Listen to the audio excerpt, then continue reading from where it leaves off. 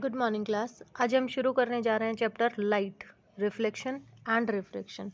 तो सबसे पहले हम पढ़ेंगे किसके बारे में, लाइट के बारे में। तो लाइट क्या है अपने पास, it is the form of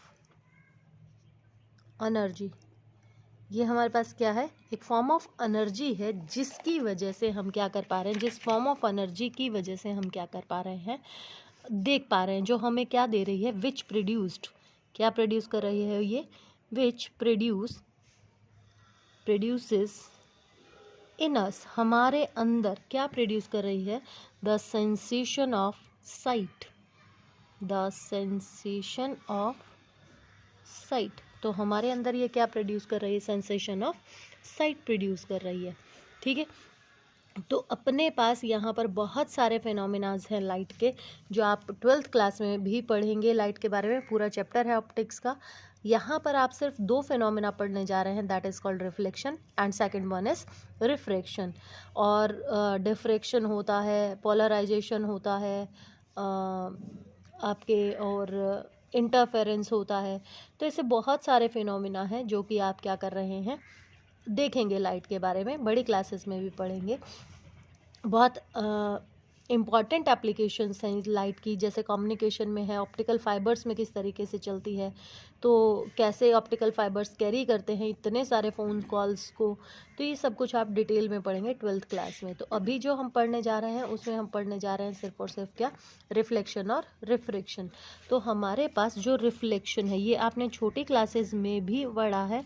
तो रिफ्लेक्शन जो है अपने पास वो क्या होता है, the bouncing back of light, the bouncing back of light, यानी कि लाइट का बाउंस बैक करना, कहाँ पर, इन द सेम मीडियम, अपने ही सेम मीडियम में, जिस मीडियम से वो आई है टकरा कर वो वापस उसी में ही क्या करे, चली जाए। जैसे मैं यहाँ पर कहूँ कि मैंने एक प्लेन सरफेस लिया, यहाँ मैंने एक मिरर ले लिया, तो लाइट यहाँ से आई और यहाँ इससे टकरा कर और वो क्या हुई, वापस चली गई। तो जो ये आई है, जो रे आई है, इसको हम नाम देते हैं क्या, इंसिडेंट रे। ये रे क्या कहलाती है हमारे पास, इंसिडेंट रे कहलाती है। और ये जो रे है, ये रे हमारे पास कहलाती है रिफ्लेक्टेड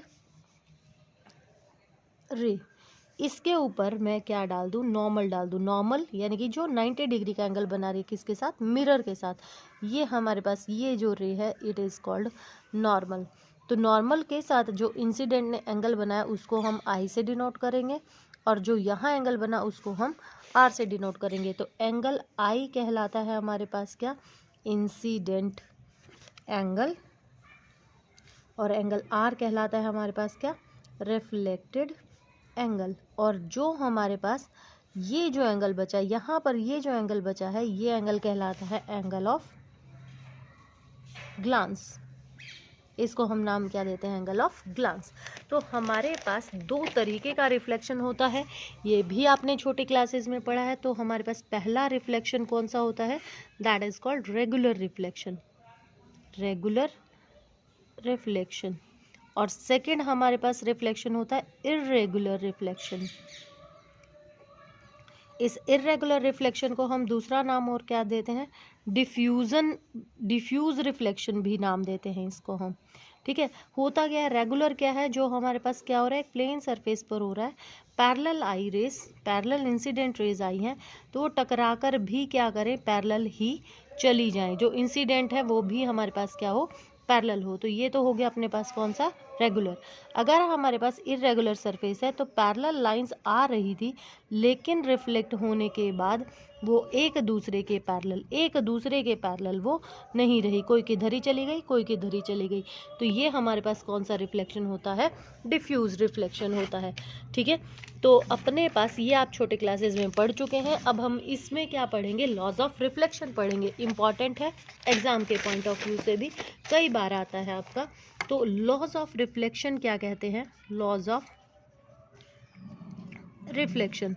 तो लॉज ऑफ रिफ्लेक्शन, पहला लॉ क्या कहता है, द इंसिडेंट रे। जैसे ये हमने बनाया था, तो ये हमारे पास इंसिडेंट रे थी। ठीक है, ये टकराई और टकरा कर वापस चली गई, ये इंसिडेंट, ये रिफ्लेक्टेड और ये नॉर्मल। ठीक है। तो अपने पास लॉ ऑफ रिफ्लेक्शन क्या कहता है, द इंसिडेंट, फर्स्ट लॉ क्या कहता है, the incident ray, the reflected ray and normal and the normal all lies in the same plane, सारे के सारे एक ही प्लेन पर क्या कर रहे होंगे, लाई कर रहे होंगे। ठीक है। सेकंड अपने पास क्या है, ये फर्स्ट लॉ था। सेकंड लॉ क्या है, the angle of incident equals to angle of reflection. तो ये हमारे पास क्या है, दो लॉज हैं किसके, रिफ्लेक्शन के, जो सारी लाइट्स क्या करती हैं, ऑबे करती हैं।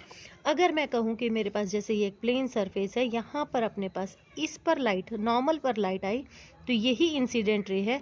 तो सिर्फ और सिर्फ ये एक लौता केस ऐसा होता है जिसमें लाइट अपने पाथ को क्या करती है, रिट्रेस करती है, यानी जहाँ से आई थी दोबारा उसी पर ही क्या करती है, वापस चली जाती है। इस केस में हमारे पास एंगल आई जो है वो एंगल आर के बराबर ही होगा, और एंगल कितना है, 0 होगा, क्योंकि रिफ्लेक्शन अपने पास किसके बराबर हुई है कि हमारे पास जो जिस पर आई थी, आई कितने पर थी, नॉर्मल के साथ एंगल बनता है, नॉर्मल के साथ कितना एंगल बना रहा था, इंसिडेंट 0, तो रिफ्लेक्शन का एंगल भी हमारे पास क्या होगा, 0 के बराबर ही होगा। ठीक है। तो ये तो सारी बातें हो गई हमारी किसके बारे में, प्लेन मिरर के बारे में। इसी तरीके से अब हम पढ़ेंगे किसके बारे में, स्फेरिकल मिरर्स के बारे में। तो स्फेरिकल मिरर्स क्या होते हैं, अपने पास दो तरीके के स्फेरिकल मिरर्स होते हैं अपने पास।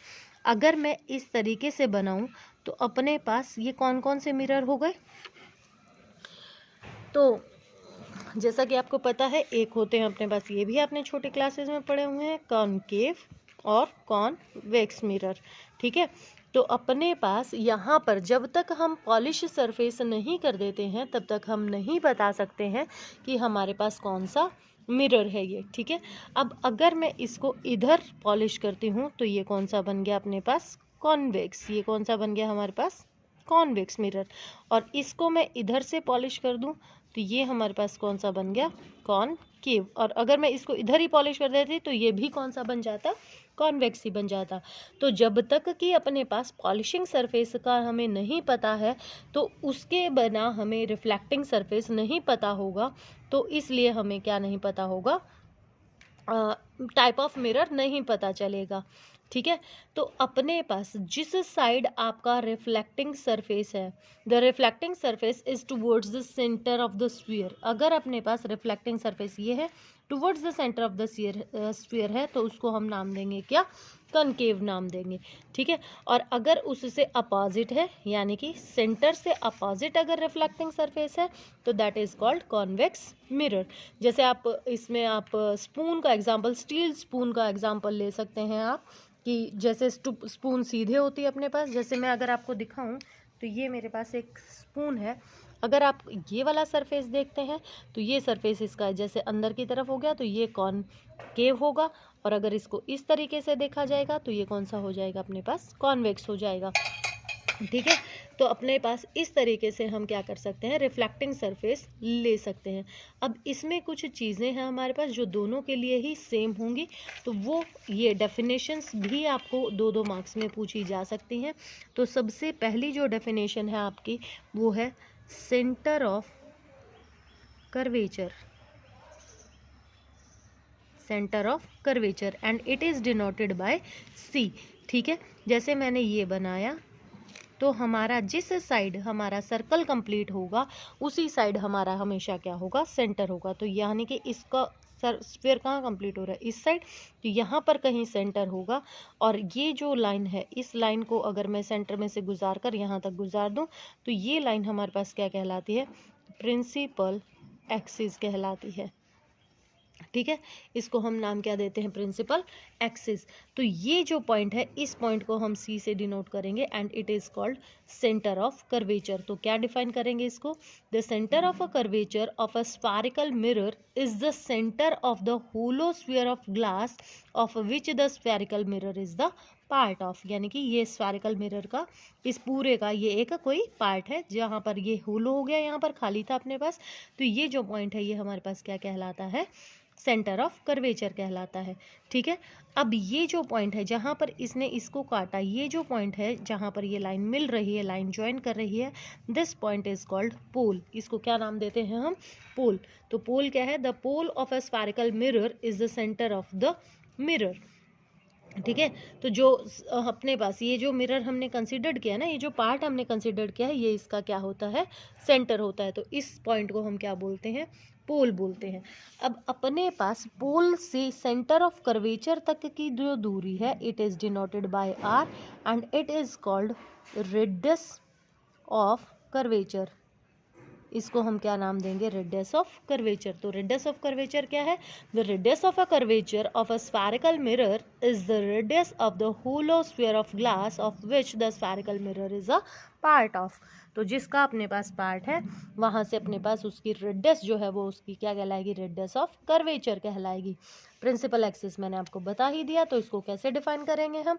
The principal axis of a spherical mirror is the straight line passing through the centre of curvature and pole. जो कि दोनों में से पास हो रही हो, ऐसी लाइन हमारे पास क्या कहलाएगी? प्रिंसिपल एक्सिस कहलाएगी। और ये जो है अपने पास, ये जो पार्ट हमने लिया है, that is called aperture. Aperture क्या है अपने पास? The aperture of a spherical mirror is the diameter of the reflecting surface of the mirror. तो ये हमारे पास क्या कहलाएगा? अपर्चर कहलाएगा। ठीक है, यानी कि इसको यहाँ से, जैसे मैं इसको नाम दे दूँ M से M डैश तक, तो अपने पास यहाँ से यहाँ तक अगर मैं इसको मिला दूँ, तो ये जो है पोर्शन अपने पास, दैट इज कॉल्ड अपर्चर। ये अपर्चर कहलाएगा अपने पास। ठीक है, अब इसमें एक चीज़ और होती है, यानी कि यहाँ कहीं पर जिस साइड अपने पास सेंटर ऑफ कर्वेचर होगा, उसी साइड ही ये पॉइंट लाई करेगा एंड इट इज़ कॉल्ड, इसको डिनोट करेंगे किससे? F से। और F हमारे पास क्या कहलाता है? फोकस। क्या नाम देते हैं इसको? फोकस। तो फोकस हमारा उसी साइड बनेगा जिस साइड हमारा सेंटर ऑफ कर्वेचर होगा। ठीक है, और यहाँ से यहाँ पोल से फोकस तक की जो दूरी है, ये स्मॉल f से डिनोट की जाती है and small f is equal to किसके बराबर होता है? इसको क्या नाम देते हैं हम? Focal length. इसका नाम क्या है अपने पास? फोकल लेंथ नाम है। तो फोकल लेंथ क्या है अपने पास? It is the distance between the pole and the focus. ठीक है, पोल से फोकस तक की जो दूरी होगी अपने पास, that is called focal length. तो ये कुछ टर्म्स हैं जिनकी डेफिनेशंस आपको आ सकती हैं। तो अपने पास फोकस क्या होता है? जहाँ पर लाइट क्या करती है अपने पास? आकर इकट्ठे होती है। जैसे अब मैं यहाँ पर दोनों मिरर बनाऊँ, तो अपने पास ये मैंने दोनों मिरर बना दिए कि ये मेरे पास एक मिरर है। ठीक है, अब और ये अपने पास है दूसरा मिरर। ये हमारा प्रिंसिपल एक्सिस हो गया। अब इसका कहाँ कंप्लीट हो रहा है? इधर कंप्लीट हो रहा है, तो यानी कि इसका सेंटर कहाँ होगा? इधर होगा। तो अभी मैंने बताया था जहाँ अपने पास क्या होगा? सेंटर होगा, उधर ही अपने पास क्या होगा? फोकस होगा। सिमिलरली इसका कहाँ कंप्लीट होगा? इधर, तो इसका सेंटर ऑफ कर्वेचर इधर होगा, तो फोकस भी इधर होगा। तो रिफ्लेक्टिंग सरफेस के जब अपने पास पैरेलल लाइंस आती हैं, तो पैरेलल लाइंस क्या करती हैं अपने पास? ये पैरेलल इंसिडेंट लाइट अपने पास अगर आई, इस पर नहीं लगाएंगे, तो इसने तो कर दिया इसको क्या? डाइवर्स। इसने तो लाइट को क्या किया? फैला दिया। तो ये कैसा मिरर कहलाता है? Diverging mirror. ठीक है, और इसमें जब लाइट आती है parallel to the principal axis, इसने सारी लाइट को यहाँ फोकस पर इकट्ठा कर दिया। ठीक है, तो फोकस वो पॉइंट होता है जहाँ सारी लाइट क्या हो जाती है? कन्वर्ज हो जाती है। तो ये हमारे पास कैसा कहलाता है? Converging mirror. ठीक है, तो अब सिचुएशन एक ही थी कि हमारे पास इंसिडेंट लाइट जो आ रही थी, it comes parallel to the principal axis. तो ऐसा क्यों हुआ कि इसमें तो हमारे पास डाइवर्स हो गई और इसमें हमारे पास कन्वर्ज हो गई? तो इस चीज़ का आंसर आप ढूंढिए। इससे आगे का हम अगले वीडियो में करेंगे।